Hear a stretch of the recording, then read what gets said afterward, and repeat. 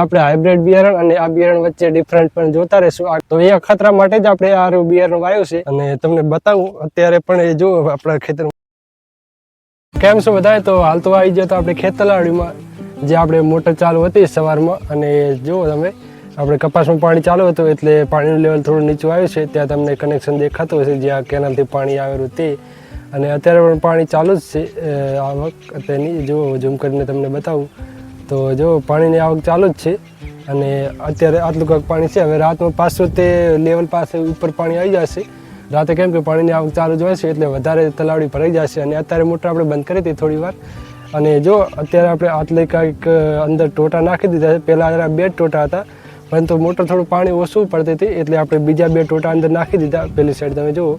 અને કપાસમાં પણ પાણી ચાલુ જ છે. હવે થોડા ઘણો જ બાકી રહ્યો છે, બાકી કપાસ આપણે પાઈ નાખ્યો છે.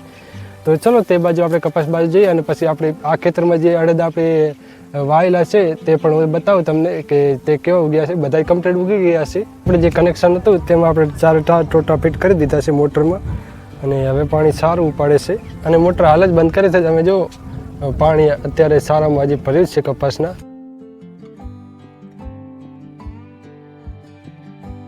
તો આટલા બધી કપાસ કમ્પ્લીટ પાઈ દીધો છે. તો આટલો ખોળ થોડો બાકી છે તેમાં આપણે સવારે હવે મોટર ચાલુ કરી અને તેટલો પણ પાઈ નાખશું. અને અત્યારે વાઈ ગયો તો આપણે અડદ જ્યાં વાવેલા છે તે ભાગમાં.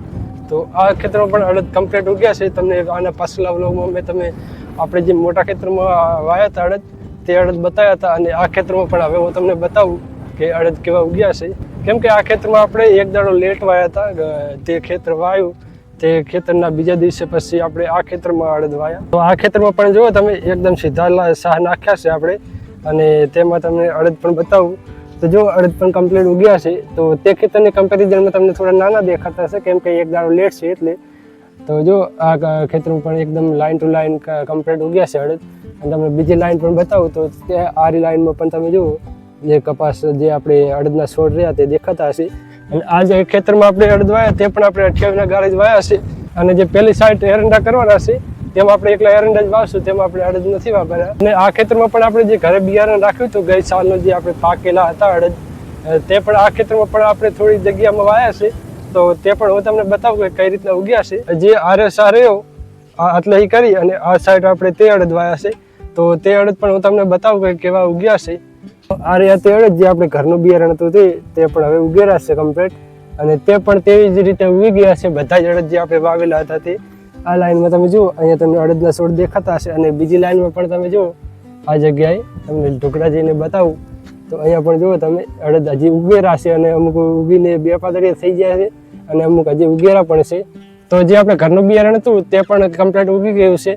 પરંતુ હવે પાકમાં કેવું રહેશે, તેનું ઉત્પાદન કેવું રહેશે તો આપણે જ્યારે પાકશે ત્યારે આ અલગ જ રાખીશું થ્રેશરમાં ઘટાવા ટાણે પણ. અને જે આપણે હાઇબ્રિડ બિયારણ અને આ બિયારણ વચ્ચે ડિફરન્ટ પણ જોતા રહીશું. આગળના બ્લોગમાં હું તમને બતાવતો રહીશ કે તેમાં ફ્લાવરિંગ કેવું આવે છે, તેમાં દાણાની સાઇઝ કેવી છે, તેની ક્વોલિટી જેવી છે. તો તેનો પણ અંદાજ આપણે આવે તો આપણે જો એક જ સરખું રહ્યું તો આપણે દર સાલ એવું મોંઘું બિયારણ લેવાની જરૂર ના પડે અને આપણે જે અડદ પકવીએ તે જ અડદ આપણે બીજી સાલ વાવી શકીએ. તો એ અખતરા માટે જ આપણે આ બિયારણ વાવ્યું છે.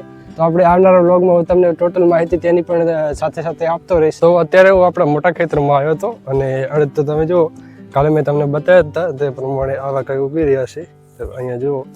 પરંતુ આપણે આ ખેતરમાં એક છેટે ખેરું છે મોટું, ત્યાંથી રેટા ઢોરો આવે છે એટલે તે બુરવા માટે અત્યારે વાયો હતો.